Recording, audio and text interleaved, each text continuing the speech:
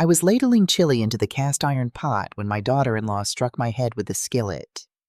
"Who cooks like that, you useless woman?" Brienne screamed, and I felt the hot edge of the pan crack against my temple. My son Wesley, sitting in the living room, simply reached for the remote and turned up the volume on the television as if he had heard nothing, as if none of it mattered. A thin line of blood ran down past my ear and dripped onto the collar of my house dress. I pressed my palm to my temple and held on to the edge of the stove so I would not fall, and through the ringing in my ears I could hear the studio audience on Wesley's game show laughing at something, laughing and laughing while my son let it happen. What neither of them knew in that moment, what neither of them could have imagined, was that I still had one last card hidden. A card that would turn everything they thought they knew upside down. My name is Melody Granger.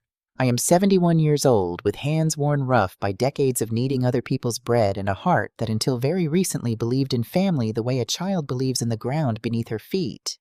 What a fool I had been. How completely, how willingly blind. 6 months before that afternoon in the kitchen, I buried my husband. Walter and I had been married 50 years. 50 years that evaporated on a bright afternoon in April, when his heart quietly stopped while he was out back mending the fence that separated our yard from the neighbor's field. I found him there on his knees in the grass, one hand still curled around the fence rail, his cap fallen beside him, and the whole world went silent in a way it has never fully unsilenced since. From that day forward, my house became too big and too quiet, full of rooms I no longer had any reason to enter, full of photographs that hurt to look at, and hurt worse to put away. Wesley, my only child, was the one who insisted I could not stay there alone. "You are 71, Mom," he said over the phone, his voice warm and worried in a way that undid me. "A woman your age alone in that big house, anything could happen. What if you fell? What if you had a stroke like Dad and nobody knew for days? I want you here where Brienne and I can look after you." I wanted so badly to believe him. I needed to believe that my boy still loved me, that the man he had become still had room in his life for the mother who raised him. So I packed 50 years into 4 suitcases and one small tin box of Walter's papers, and I left behind the house where I had raised my son, where Walter and I used to dance in the kitchen on Sunday mornings with the radio on, where every door frame still held pencil marks measuring how tall Wesley grew. I told myself I was going toward family. I did not understand yet that I was walking into something else entirely. Wesley and Brienne lived in Fort Worth in a handsome brick apartment in a quiet complex off a tree-lined street, the kind of place with clipped hedges and covered parking and a little fountain in the courtyard that never seemed to run. Brienne met me at the door with a smile that stopped somewhere short of her eyes. "Welcome, Melody," she said. "Not welcome home, not welcome, Mom. Just Melody, the way you would greet a contractor come to look at a leak." From that first afternoon, I felt the mistake settle into my chest like a swallowed stone, but the truck was already unloaded, and the suitcases were already in the small back bedroom, so there was nothing to do but stay. There was one thing Brienne did in that first week that seemed at the time like nothing more than kindness. She sat beside me at the kitchen table with a mug of coffee and folded her hands and said, "Melody, you have so much on your plate right now. Grieving and settling in, you should not have to worry about paperwork on top of everything. Let me handle your mail and your accounts and all of that. The bank statements, the bills, anything official. You just rest." I remember how grateful I felt. I remember thinking that perhaps I had misjudged her, that perhaps the coldness at the door had only been shyness. I gave her the folder with my bank card and my Social Security papers and the small stack of letters I had not yet opened. I kept only the tin box of Walter's things because it felt too private to hand over, and inside that tin box, though I did not think of it once in those early weeks, lay a business card for a lawyer named Harold Whitfield and a small brass key to a safe deposit box. I set the tin on the closet shelf and forgot it. I did not know I had just handed my daughter-in-law the keys to my entire life. I hung Walter's photographs on the wall of that little back bedroom, arranged my gray dresses in the closet, and set about making myself as small and as useful as I could. That became my whole occupation, existing without being in the way. Mornings began at 6. I rose in the dark, put on the coffee, and made breakfast scrambled eggs and toast and juice squeezed fresh from the oranges I bought with the few dollars I still carried in my purse. Wesley came down first, always hurried, always thumbing through his phone. "Thanks, Mom," he would mumble without lifting his eyes. Brienne came down later, wrapped in a silk robe the color of jade, her hair already done even at that hour, and she would sit and examine everything I had made with the eyes of a woman inspecting a hotel room for reasons to complain. "The coffee is weak," she would say. The eggs are dry. You put too much salt again. Never a thank you. Never once. I only nodded and smiled and resolved to do better the next morning because I wanted so terribly to be needed to believe I still had a place in my son's house. The days folded into weeks. I cleaned and I cooked and I did the laundry. I became a shadow moving from room to room, wiping counters. No one else noticed. Folding towels. No one else touched. Picking up after two grown people who left the world in disarray behind them and expected it to be tidy when they turned around. Brienne worked from home. She was a real estate agent, always on the phone, always closing or nearly closing or furious about a deal that had fallen through, and whenever her day soured, I was the nearest thing to break. "Why did you leave this here?" she would snap, pointing at a cup I had forgotten on the side table. "You cannot do one single thing right." And Wesley, if he was in the room, would find something absorbing to look at on his phone, or he would rise and walk quietly to another part of the apartment, as though the sight of his wife berating his mother were a small, unpleasant weather that would pass if he simply waited it out. There were nights I lay awake listening to the clock on the wall count off the seconds, asking myself where I had gone wrong, what I had failed to teach him, why the boy who used to run to me with skinned knees had grown into a man who could not meet my eyes across his own dinner table. I cried into the pillow and dried my face before dawn because I could not let them see me weak. I could not give them a reason to be rid of me. I understand now that they did not need a reason. They only needed a moment, and that moment came on an ordinary Tuesday in the kitchen. I was making chili, the recipe Walter had loved, the one Wesley used to beg for as a boy, thick with beans and cumin and a whole afternoon of patience with a skillet of cornbread going alongside, because that was how Walter always wanted it served. I had wanted foolishly to make something that might remind my son of when he still loved me. I was chopping an onion focused on getting it exactly right when Brienne came into the kitchen like a change in air pressure. "What is this?" she said, leaning over the pot. "It smells like a truck stop." "Chili," I answered softly, not turning around. Wesley's favorite when he was little. She peered into the pot and her face folded into disgust. "This looks like something you would slop into a trough," she said. "How much salt did you put in this? Are you trying to give us both a stroke?" My hands went still on the cutting board. I tried to explain that I had barely salted it at all, that she was welcome to taste it, but she was not listening. She was already reaching, and before I understood what was happening, she had grabbed the cast iron skillet off the second burner and swung the flat of it against the side of my head. The blow left me deaf and blank for a moment, a white roar filling the space where thought should be.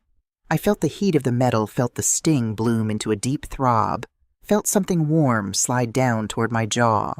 "Who cooks like that, you useless woman?" Brienne screamed, and her voice went ringing off the tile and down the hall.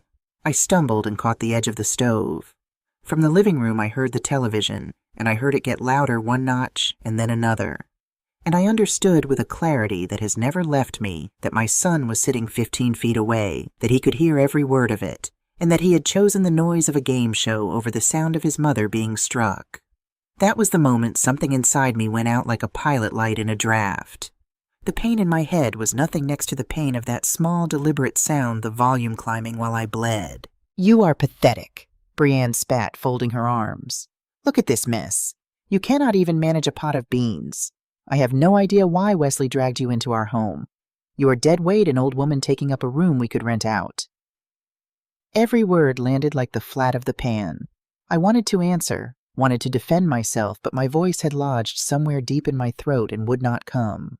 I reached for the dishcloth to press against my temple, and my hand was shaking so badly I dropped it. She turned and walked out, and I was left alone in the steam and the awful blaring cheerfulness coming down the hall. I do not know how long I stood there. Long enough for the throbbing to settle into a rhythm, long enough for the blood to begin to dry along my jaw. And then, without a plan, without a single calculated thought, something in me simply broke loose. I looked at the pot of chili she had called slop. I looked at the counters I had wiped 1,000 times trying to earn a corner of that house.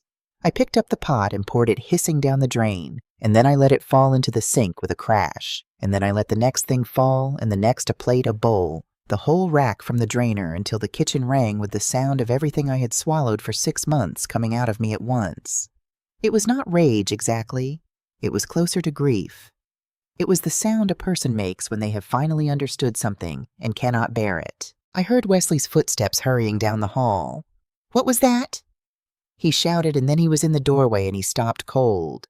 His face went pale as he took in the overturned pot, the spilled chili, the broken dishes, and the blood on my temple where the skillet had struck me. "Mom," he whispered, "what did you do?" He did not come to me. He did not cross the room. He did not touch the wound on my face. He only stood there looking at the mess as though I were a stranger who had wandered in off the street to wreck his kitchen.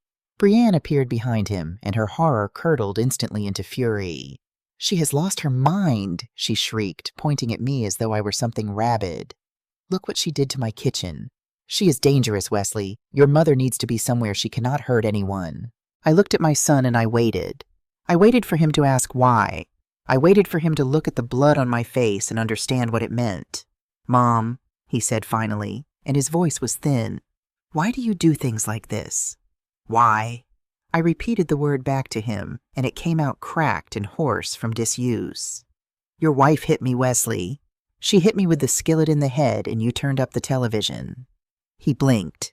He looked genuinely confused, or he did a very good imitation of it. "I did not hear anything, Mom," he said. I did not know. "Liar." The word hung in the air between us like something poisonous. "You were there. You heard all of it, and you turned it up so you would not have to." Brienne stepped between us, her face red. "I will not spend one more night under the same roof as this ungrateful old woman," she said. "Wesley, you choose. Her or me." The silence that followed was worse than any shouting could have been. I looked at my son and I begged him with my eyes. Begged him to remember who had sat up with him through every fever, who had worked a second job at the diner to help pay for his schooling, who had loved him before he could even say the word. But Wesley was looking at the floor with his hands pushed deep in his pockets, and I watched the last of my boy go out of his face. "I am sorry, Mom," he mumbled. "I think it is better if you find somewhere else. This is not working. You are causing problems. You need to go." The room tilted. "You are putting me out," I said, though I already knew. "Your wife opens my head with a skillet, and you put me out." "It is not like that, Mom," he said, reciting words that plainly belonged to someone else. "Brienne and I need our space. You need your independence. It will be better for everyone." My son was gone. There was only a stranger wearing his face. When I asked, "Tomorrow morning," he said, unable to look at me. "I will get you settled." He was dismissing me the way you dismiss a hired girl who has broken the good china. That night I did not sleep. I sat on the edge of the narrow bed in that little room and looked at Walter's photographs on the wall and asked him out loud what I should do, and he did not answer, because the dead do not answer, and I had never felt so completely alone. I folded my dresses slowly into the suitcases, taking a strange comfort in the neatness of it, as though order in the luggage could stand in for order in my life. At first light, I heard a car horn in the lot. Wesley was waiting at the door with $200 folded in his hand. "For getting set up somewhere," he said, and he could not meet my gaze. I did not hug him. I did not say goodbye. I took the money in my 4 suitcases and I walked out of that apartment, and I did not look back. What I did not think about, what did not even occur to me in the fog of that morning, was that my bank card and my Social Security papers and every account I owned were still sitting in a folder in Brienne's desk where I had handed them, and that all I truly carried into the world that morning was $200, a few loose bills in my purse, my driver's license, and 1 small tin box. The driver of the car Wesley had called asked me where I wanted to go, and I had no answer for him. "Somewhere cheap," I finally said. "Any motel." He took me to a low place out along the highway on the east side of Fort Worth, one of those roadside motels with a flickering sign and a carpet that smelled of old smoke and damp. The room was $30 a night. I sat on the bed and did the arithmetic in my head. $200 would keep a roof over me for less than a week. The mattress creaked under me, and through the thin curtain the neon sign blinked its sick red light across the walls every few seconds. And I put my face in my hands, and for the first time in months I cried without holding any of it back. Not the silent tears I had trained myself to hide, but deep, tearing sobs that came up from somewhere I did not know. I still had all the swallowed years of it, all the small humiliations, all the words I had never let myself say. I cried for Walter, who had left me alone in a world I no longer recognized. I cried for Wesley, the boy who once called me his hero. I cried for the woman I used to be and could no longer find. When the crying finally emptied me out, I stood at the bathroom mirror under the ugly fluorescent light and looked at what was left.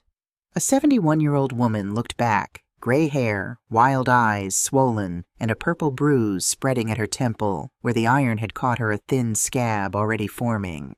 I touched it gently and found that the physical pain was almost a relief because at least it had a name and a place, unlike the other pain, the one with no name at all. The days after that blurred together. I stayed in the room and watched the television without seeing it and ate as little as I could to stretch the money. I sent messages to Wesley. At first I tried to keep my dignity. "Son, I need to talk to you." Nothing. Then I tried plainer words. "Wesley, I am running low on money." Silence. The messages showed as read and no answer ever came. And after a while I understood I was shouting down a well with no bottom, and I stopped. A week later, the money was gone. The man at the front desk, heavy-set and tired-eyed and not unkind, knocked on my door and told me I would have to pay or leave. I explained my situation and begged him for one more night, and he only shook his head and said he was sorry that those were the rules. I packed my 4 suitcases again, and they weighed like coffins now, and I dragged them out across the sun-struck parking lot with no idea in the world where I was going. I walked for hours. My feet swelled and my palms blistered from the handles, but I kept walking because to stop was to admit there was nowhere I was walking to. Eventually, I came to a park near the middle of downtown with iron benches under the live oaks and pigeons working the grass and children on the swings. And I sat on a bench off to the side and watched the ordinary life of the city go on, as though I were already a ghost. A young mother passed with her little girl, and the child looked at me with open curiosity, and the mother took her hand and quickened her step the way you hurry a child past something you are afraid might be catching. That was my first night sleeping outside. I did not really sleep. I sat upright clutching my purse, flinching at every sound. There were others in that park, most of them men bedded down under flattened cardboard, and after midnight, one of them came shuffling over and held out a heel of bread in a dirty hand. "Eat something," he said. His name, I would learn, was Otis. "You have to be smart out here." He told me you cannot let yourself go hungry. I took the bread with hands that trembled and thanked him, and he nodded and shuffled back to his corner, dragging a bag of cans behind him. And I sat there in the dark holding that bread and understood that a homeless man with nothing had shown me more kindness in 1 minute than my own son had shown me in 6 months. The days after that became a grim arithmetic of survival. I learned which restaurants set their bins out when and which of them threw away food still fit to eat, day-old bread, bruised fruit plates barely touched. At first, the shame of it closed my throat. But hunger is older and stronger than shame, and I learned to eat in the alleys where no one could see me. There was a church a few blocks over that served soup on Tuesdays and Thursdays, and I stood in that line with dozens of others, every face in it carrying its own broken story. And a young volunteer ladled soup into my bowl with a gentle smile that somehow made me feel even smaller. "God bless you," she said. I could only nod. The nights were the hardest, long and cold even in Texas when you have nothing but a sweater between you and the dark full of distant sirens and sudden shouts, and the endless hum of a city that never quite sleeps. I would lie on the bench with my suitcases ranged around me like a low wall, and think of Wesley in his warm bed in his heated apartment, and wonder whether he ever once thought of me, whether he knew or cared that his mother was sleeping on a bench downtown. It was on one of those cold nights digging through a suitcase for the second sweater that my hand closed on the tin box. I had packed it without thinking the way you pack the last small thing off a closet shelf. I sat under the flickering light of a street lamp and opened it, and there among Walter's things, his old watch, a folded church program, a photograph of the two of us, young and laughing at somebody's wedding. I found the business card. Harold Whitfield, attorney at law, Whitfield and Pratt in a Fort Worth address. And beneath it, in Walter's own careful hand, a note I had glanced at once years ago and forgotten. If anything ever happens to me, this is the man to call. And I remembered then, a evening the winter before he died, Walter sitting across from me at our own kitchen table, turning his coffee cup around and around, saying, "Mel, there are things put by things to take care of you, more than you know, and you are not to worry about any of it." And I had laughed and told him to stop talking like a man writing his own eulogy. I had not asked what he meant. I had not wanted to know. I sat on that bench with the brass key cold in my palm and the lawyer's card in the lamplight, and something in me that had been lying down for 6 months slowly sat up. I was not going to wait anymore. I was not going to send one more message into that bottomless well and wait for a son who was never going to answer. Whatever Walter had meant, whatever he had put by, I was going to find out for myself. In the morning, the moment the sun was up, I would find a telephone, and I would call this man, and I would learn what my husband had tried to tell me at our kitchen table on that winter night. I folded the card back into the tin, closed the lid, and held the box against my chest through the rest of that cold dark, and for the first time since Walter died, I was not only afraid. Underneath the fear, quiet and stubborn as a seed under snow, was something that felt almost like resolve. The morning came gray and humid, and I was up before it sitting on the bench with the tin box in my lap, watching the sky go from black to the color of dishwater over the rooftops. There was a payphone outside a convenience store 2 blocks from the park, one of the last ones left in the city, and I had counted out my remaining coins the night before 60 cents enough for one call. I walked there slowly on feet that still ached, and I stood in front of that scratched metal box for a long moment before I could make my hand pick up the receiver. I was afraid, though I could not have told you of what exactly. Perhaps I was afraid that Walter's words at the kitchen table had meant nothing, that I would call and find there was nothing put by after all, and then I would have nothing left. Not even the hope I had carried through the cold. I fed the coins into the slot and dialed the number from the card. It rang 3 times before a crisp voice answered. Whitfield and Pratt, how may I direct your call? My own voice came out cracked and small, rusted from a week of barely speaking. I need to reach Mr. Harold Whitfield, I said. It is about Walter Granger.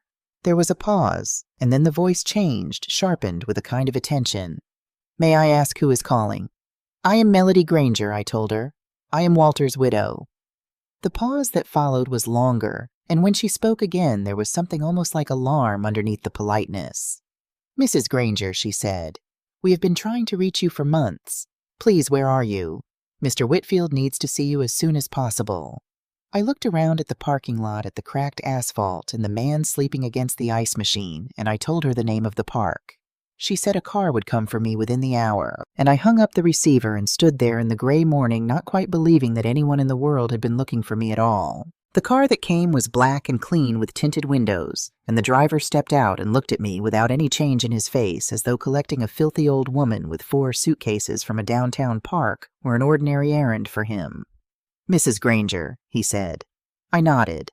He loaded my suitcases into the trunk and opened the back door, and I climbed into a cool interior that smelled of leather and clean air, and I was so aware of my own smell of the grime worked into my hands and the sourness of a week outdoors that I sat pressed against the door and kept my eyes down. The office was in a tower of glass and pale stone that threw the whole sky back at itself. We rode up in a silent elevator to a high floor, and the receptionist looked me over once and said nothing, and only pointed me down a corridor to a corner office where a man was already rising from behind a wide desk. Harold Whitfield was in his late 50s with neatly combed silver hair and glasses with thin frames. And when I came through the door, I saw the surprise move across his face at the state of me before he folded it away into something calm and professional. Mrs. Granger, he said, please sit down. Can I get you water, coffee, anything at all? Water, I said, and my voice was barely a whisper. He filled a glass from a pitcher and set it in front of me, and I drank it all at once because I had not had clean cold water freely given to me in longer than I wanted to think about. He waited until I had finished. Mrs. Granger, he said gently, we have been trying to locate you since Walter passed. We sent letters to your old address, and then when we learned you had moved, we sent them to your son's home. We called the number we had. We never heard back. Your son told us only that you had relocated and that he would pass along our messages. I set the glass down and felt something cold gather in my chest. My son, I said, and the words came out bitter as rind. My son put me out of his house a week ago. I have been sleeping in that park. Whitfield's face changed. He set down his pen. I am deeply sorry to hear that, he said, and I could tell that he meant it. Then, choosing his words with care, he said, Mrs. Granger, I need you to understand something, and it may come as a shock, so please take your time with it. Your husband was a far more careful man than perhaps even you knew. Did Walter ever speak to you about a trust? I shook my head slowly. He said once I told him the winter before he died that there were things put by. I did not ask what he meant. I thought he was being morbid. Whitfield nodded as though this confirmed something. He drew a thick folder from a drawer and set it on the desk and folded his hands on top of it. About 30 years ago, he said, Walter came to this firm and established a revocable living trust. He named it the Granger Family Trust. Over 3 decades, he built it patiently, quietly, a little at a time. He bought property when it was cheap and unwanted, and he held on to it. Today, that trust holds a portfolio of commercial real estate across Fort Worth and out toward Dallas. Self-storage facilities mostly, and several small retail centers. The total value, Mrs. Granger, is a little over $8 million. The number floated in the air between us and would not attach itself to anything real. $8 million, I repeated, and my own voice sounded far away. And I have been eating out of trash bins. I have been begging soup at a church. Whitfield's jaw tightened, but he stayed steady. Mrs. Granger, he said, you are the primary beneficiary of that trust, and you are its successor trustee. What that means in plain terms is that upon Walter's death, full control of everything in it passed to you. You have signed documents over the years, small things Walter brought home for your signature. He handled the rest. You never had cause to understand the size of it, because Walter in his way wanted to protect you from the worry of it. He wanted to hand you security in your old age, like a gift you would only need to open once. He did not imagine, I think, that you would ever be in a position where you could not find the papers. I sat very still. Somewhere beneath the shock, a slow understanding was turning over, because I had not been able to find the papers, and I knew exactly why. The bank statements, the official mail, all of it, I said aloud, working it out as I spoke, I gave to Brienne, my daughter-in-law. In the first week I lived there. She told me I should not have to worry about paperwork while I was grieving, and I was grateful, and I handed her the folder with my bank card and my Social Security and every letter I had not yet opened. Whitfield's expression went carefully neutral in the way of a man who has just understood something ugly. So the letters we sent, he said they would have gone to that apartment. I nodded. And she was the one collecting the mail, I said. Which means she saw every one of them. Which means she knew. Neither of us said anything for a moment. The full shape of it was assembling itself in my mind, and I did not like the look of it. Brienne had not simply been cruel to a burdensome old woman. Brienne had taken possession of my papers within days of my arrival, and somewhere in the months that followed, she had learned from the letters she intercepted that the shabby mother-in-law scrubbing her floors was in fact the sole owner of an $8 million estate. And knowing that she had gone on treating me like a servant, gone on grinding me down, and then arranged to have me thrown into the street with $200 and no access to a single account in my own name. It was not carelessness. It was containment. She had needed me. Kept small, kept dependent, kept ignorant, and when a soup pot gave her the excuse she had needed me gone, Whitfield let me sit with it. When I finally lifted my head, I asked the question that mattered most. Mr. Whitfield, I said these properties. Do you have a list? He opened the folder and turned it toward me and began to walk me through it page by page, and I made myself follow every line because I had spent 50 years being kept from the details of my own life, and I was finished with that. Storage facilities off the interstate, a strip center with a laundromat and a nail salon and a taqueria, a small office plaza, and then his finger came to rest on one line, and he paused. This one, he said, you should look at closely. It is a residential complex, a small one brick off Willow Creek Drive. It sits in the trust as well. And according to our records, one of the tenants in that building in Unit 201 is a Wesley Granger. He and his wife have been living there for the past 5 years. I looked at the address, and my breath went out of me. It was the apartment, the clipped hedges, and the dry fountain in the courtyard, the kitchen where the skillet had opened my head, the building I had been carried out of in shame, the building where I had been struck and humiliated and thrown away, belonged to me. It had belonged to me the entire time. They pay, Whitfield went on, watching me carefully, a reduced rent. $700 a month.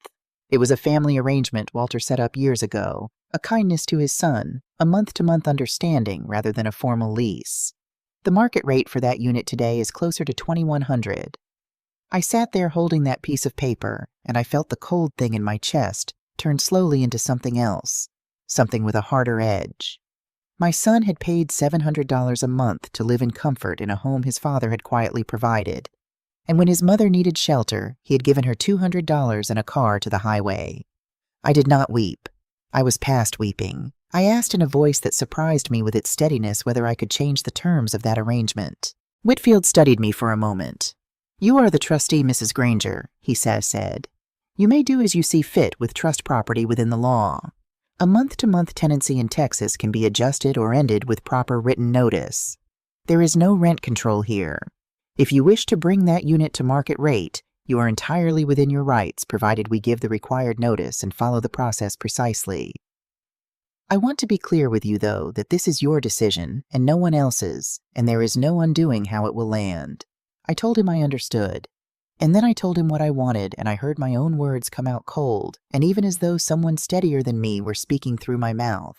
I did not want to simply lash out. I wanted something more patient than that and more just. There are things I need done, I said, and I need them done quietly without anyone knowing that I am the one behind them. Whitfield leaned back. What did you have in mind? First, I said I do not want my name on any of it. I do not want Wesley or Brienne to know that Melody Granger owns anything at all. Can that be done? He nodded. We can form a limited liability company, he said. You would be the sole member, the beneficial owner, but the entity would hold and manage the properties, and sign the notices, and appear on all correspondence. It is legal, and it is common. Your identity stays private. Good, I said. Then do that. And I want that building on Willow Creek run like a business and not a charity. Every month-to-month arrangement in it that sits below market, every quiet family favor I want reviewed and brought to market rate on proper notice, the same as any professional landlord would do. Not Wesley singled out. All of them. Fairly. By the rules. He wrote as I spoke. Anything else? I thought of the jade robe and the inspecting eyes and the flat of the pan. Yes, I said. What should we call the company? Something that has nothing to do with me. I looked out the window at the sky. Call it Redbud Holdings, I said after the trees that used to bloom outside my old kitchen window, the ones Walter planted the spring Wesley was born. Whitfield did not send me back to the park. Before I left his office, he arranged a great many things with a few quiet phone calls, and by that afternoon I was checked into a clean, modest hotel downtown, with the bill going to my own account. And he had pressed a bank card into my hand, tied to one of the trust's operating accounts, with instructions to spend what I needed for clothes and necessities, and to stop please eating out of bins. There is no reason for it anymore, Mrs. Granger, he said, and his voice was kind. And then at the door, he stopped me. There is one more thing, he said. Walter left instructions with me, a message to give you if you ever came to this office in difficult circumstances. He made me promise to say it exactly. He took a sealed envelope from the drawer and handed it to me. He told me to tell you that he always knew you were stronger than you let yourself believe. I opened it standing right there. It was a short letter in Walter's black ink on the heavy paper he liked. My Mel, it began. If you are reading this, then something has gone wrong, and you have had to come find what I put away for you, and I am sorry I am not there to hand it to you myself. I always meant to protect you from worry. I see now that I may have protected you from your own strength instead. And if that has cost you, forgive me. Everything I built for you, for the day I would not be here to stand between you and the world. Do not let anyone make you feel small, Mel. Not the world and not our own blood. You were always the strongest one in this family. You just never had cause to find out. Now you do. I read it 3 times standing in the doorway of that lawyer's office, and Harold Whitfield had the grace to look away and busy himself with papers while I did.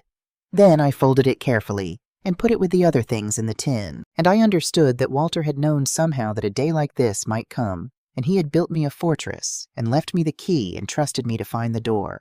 The hotel room was everything my life had stopped being. Carpet that gave under my feet sheets that smelled of clean linen, a bathroom with a deep white tub. I stood in the middle of it for a long while, just looking, unable to make it feel real that a day earlier I had been on a bench, and now I was here. The first thing I did was fill that tub to the brim with water as hot as I could stand and lower myself into it. And I watched the water go gray with a week of the street, and I scrubbed until my skin was pink and my hair squeaked. I wrapped myself in the white robe from behind the door, and it was so soft I nearly cried again. I ordered a meal brought up on a cart with a white cloth over it, soup and warm bread and roast chicken, and I ate slowly, tasting everything, and it was not only food. It was dignity handed back to me. That night I slept 12 hours without waking, without cold, without fear, and when the sun came through the curtains in the morning, I did not for one moment know where I was, and then it all came back, and I lay there and let it. Over the days that followed, I did not fall apart the way a person might expect, and I did not lose myself in comfort either. I let Harold's firm move me out of the hotel and into a small house that belonged to the trust, A plain, sweet house in a quiet neighborhood with a south-facing yard and big kitchen windows.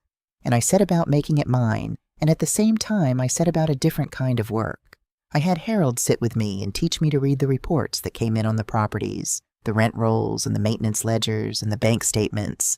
And I discovered that my mind, which had spent 50 years on nothing more taxing than a grocery list, was quicker than either of us expected. "You have an instinct for this," Harold told me one afternoon, watching me trace a discrepancy in a maintenance invoice. "Walter chose his properties well, but you see things in the numbers that most owners miss. Maybe I always had. No one had ever thought to hand me the numbers before. I bought new clothes, not showy things, quiet, good things, gray and cream and forest green. The clothes of a woman with resources who has no need to announce it. I had my hair cut and colored a soft brown, and I bought glasses with modern frames, and when I passed a mirror now I saw a woman I was still getting to know. Upright, clear-eyed someone Wesley would have to look at twice to recognize. And when the paperwork was in order, and Redbud Holdings existed on paper as a real and faceless thing, I gave Harold the word and the notices went out. They went to every below-market tenant in the Willow Creek building, all of them on proper 30-day written notice, as the law required each increase justified and legal signed by Redbud Holdings and represented by Whitfield and Pratt. Fair. By the rules. Exactly as I had asked. Harold kept me informed of the reactions, and most were what you would expect: a few angry calls, a few requests to negotiate. But there was one unit, he told me one afternoon over the reports, that had called the office 7 times in 3 days. Unit 201, he said, watching my face. A Mr. Wesley Granger. He insists there has been a mistake. He says he had a special arrangement with the previous owner, a family understanding, and that this cannot possibly apply to him. It is not a mistake, I said, and I was pleased to find that my voice did not shake. Tell him what is true, that it was an informal month-to-month courtesy, that it carried no formal lease, and that the new management is bringing every unit to market rate, on proper notice, his included. He is asking to speak with the owner directly, Harold said. Tell him the owner is not available, I answered. All communication goes through the firm. And so it began, the slow, patient turning of the screw, though it did not feel like cruelty from where I sat. It felt like the correction of something that had been wrong for a long time. Over the next weeks, Harold brought me the news of it in his measured way. Wesley had scrambled and found the money to cover the first month at the new rate, though, where he had found it worried even Harold, who monitored the account. There is a payment posted, he said, but the timing and the amount suggest he borrowed it, and borrowed it badly, from one of those quick loan outfits, the kind that charged 32%. Wesley had traded one hole for a deeper one to buy himself a single month, and in that same span I learned something else, not through any investigator, for I would have nothing to do with prying into a man's private records, but through the plain public facts of my own holdings. Brienne, my daughter-in-law, ran her real estate practice out of a small office.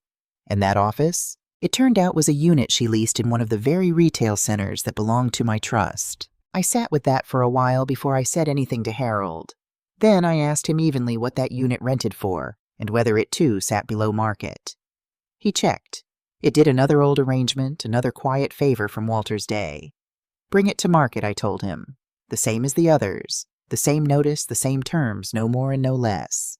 He looked at me for a moment. That will put real pressure on our operating costs, he said.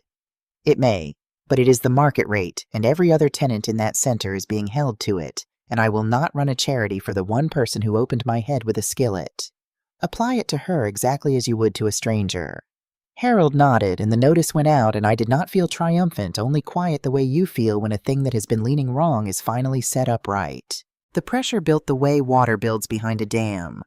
Wesley made the first inflated payment, and then when the next month came due, he did not make it at all.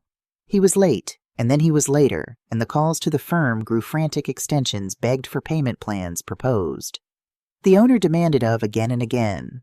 And each time Harold gave him the same true answer, that the policy applied to every tenant alike, that there were no exceptions, that if he could not pay, he would have to go. I did not gloat over the reports, but I did not look away from them, either the way my son had looked away from me. I read every line.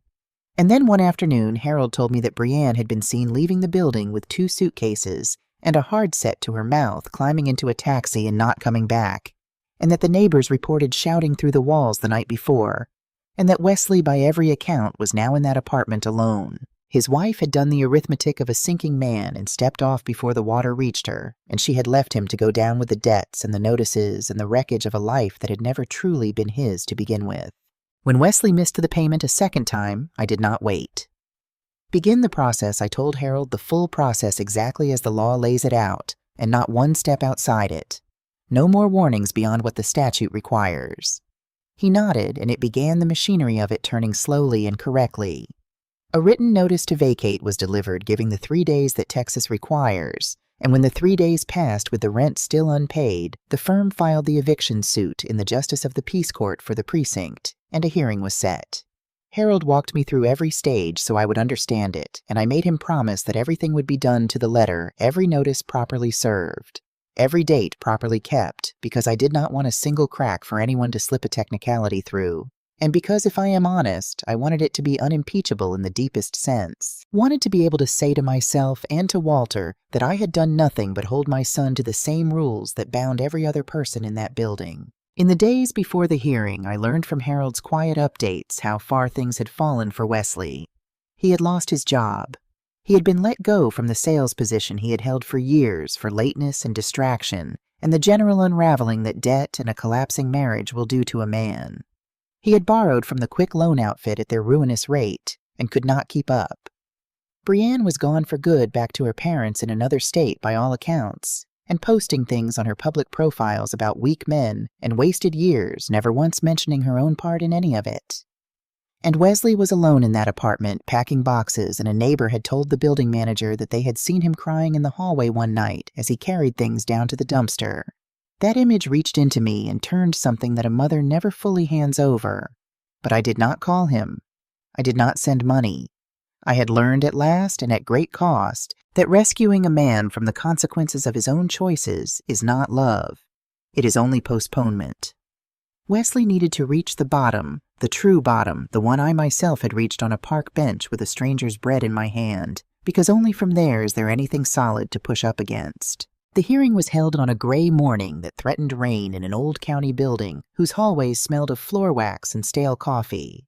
I dressed with care, a charcoal suit and an ivory blouse, my hair drawn back, my new glasses, a little subtle color at my cheeks and lips.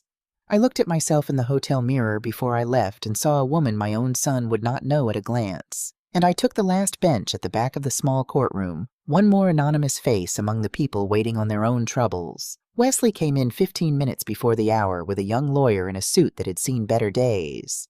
My son looked terrible. He had lost weight. His color was bad. There were dark hollows under his eyes, and his hair was uncombed.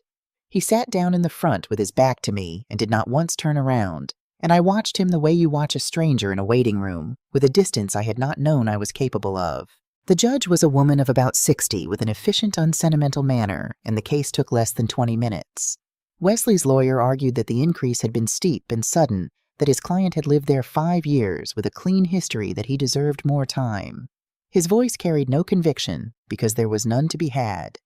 Harold rose and laid out the documents in perfect order, the record of the month-to-month arrangement, the properly served notice of the change in terms, the notices of non-payment, all of it neat and dated and beyond dispute. He explained plainly that the below-market rent had been an informal courtesy of the previous owner now deceased, that the new management had brought every unit in the building to market rate on lawful notice, and that this tenant had not only refused the new rate, but fallen 2 months into arrears, paying once under pressure, and then defaulting again. The judge read it all in silence.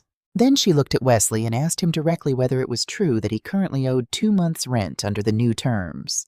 He stood with difficulty. "Yes, Your Honor," he said, "but the increase, it came so fast we did not have time." She interrupted him, not unkindly but firmly. "You were given the notice the law requires," she said. "You had time to adjust or to make other arrangements. Do you have the amount owed today?" He looked at his lawyer and then at the floor and said, "No, Your Honor, not today." "Then I find for the plaintiff," she said. "Mr. Granger, you have 5 days to vacate. If you do not, a writ of possession may issue." She told him he had the right to appeal within 5 days, but that an appeal would require him to post a bond or pay the disputed rent into the court registry. and I watched the last of the hope go out of his shoulders because he had no bond to post and no rent to pay, and we both understood in that moment that the appeal was a door that was already closed to him. The gavel came down and it was over. Wesley sat frozen in his seat as though he could not make the words attached to his own life.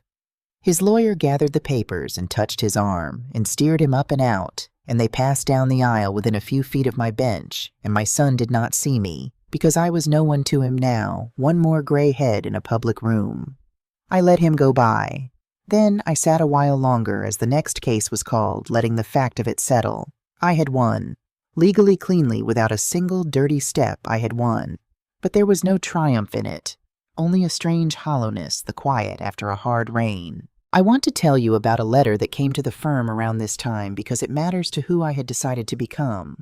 It was handwritten, addressed to Redbud Holdings from a woman named Carla Doyle, a tenant in the same Willow Creek building unit 105. She was a single mother of 2, a nurse who worked the night shift at a hospital, and she wrote very respectfully to ask whether the increase might be reconsidered in her case, or at least spread out over several months. And she enclosed copies of her pay stubs and her spotless record of paying on time and a letter from her supervisor. I read it twice. Harold told me I was under no legal obligation to make any exception, but I thought of how many times I had been the one asking for a little grace, standing in a soup line begging a motel clerk for one more night, and I thought about the difference between a person genuinely drowning and a person who simply refuses to swim. Grant her request, I told Harold. Stagger the increase over 6 months and tell her that if she keeps paying on time, we will consider holding her below market for good. That is generous, he said. It is not generosity, I answered. It is knowing the difference between someone who is struggling and someone who is dodging. I would be hard on the ones who had earned it. I would not become the woman in the jade robe. That was a line I drew, and I signed it, and it mattered to me more than the eviction did. 2 days before the deadline to vacate, Harold received a call he had not expected. It was Wesley, he told me when we met that afternoon. He is begging really for a meeting with the owner of Redbud Holdings. He says there is something he needs to say, something important. He does not know who the owner is. What would you like me to tell him? And there it was, the question I had known was coming and had not known how I would answer. Did I want to see my son? Did I want to hear whatever it was he had to say? The part of me that had carried him and raised him and never fully stopped being his mother, said yes before I could think. The steadier part, the part I had grown in these months, hesitated. Do you know what he wants? I asked. Only that it is important, Harold said, that he needs to explain something. I sat with it for a long minute. Then I said, tell him the owner will see him, but not as his mother, as the representative of Redbud Holdings, in your office, tomorrow at 3. That night I did not sleep. I stood in front of the mirror and rehearsed a face that would not break, a voice that would not shake, because I could not let Wesley see the mother who had once ached for his love. He had to meet the woman I had become. At 2 the next afternoon I arrived at the firm, and Harold gave me his private office, and I sat behind the wide desk in the leather chair with the file in front of me, dressed in charcoal gray and cream, my hair perfect, my face composed. I did not look like the woman who had cooked chili in his kitchen. I looked like someone who owned the ground he stood on, which, as it happened, I did. At 3 exactly, I heard voices in the reception area, and my heart went faster than I wanted it to, and the door opened and Wesley came in alone. He stopped as though he had walked into glass. For a long moment, he simply stared, and I watched the confusion move across his face, and then the disbelief, and then slowly a shock so total that he had to put a hand on the back of the chair. Mom, he whispered the way you would speak to a ghost. Sit down, Wesley, I said, and my voice came out level and cool, and it was not the voice of a mother, it was the voice of an owner. He lowered himself into the chair across the desk, unable to take his eyes off me. I do not understand, he said. What are you doing here? Why are you dressed like this? Where have you been? I looked for you, Mom. I called you. I sent messages.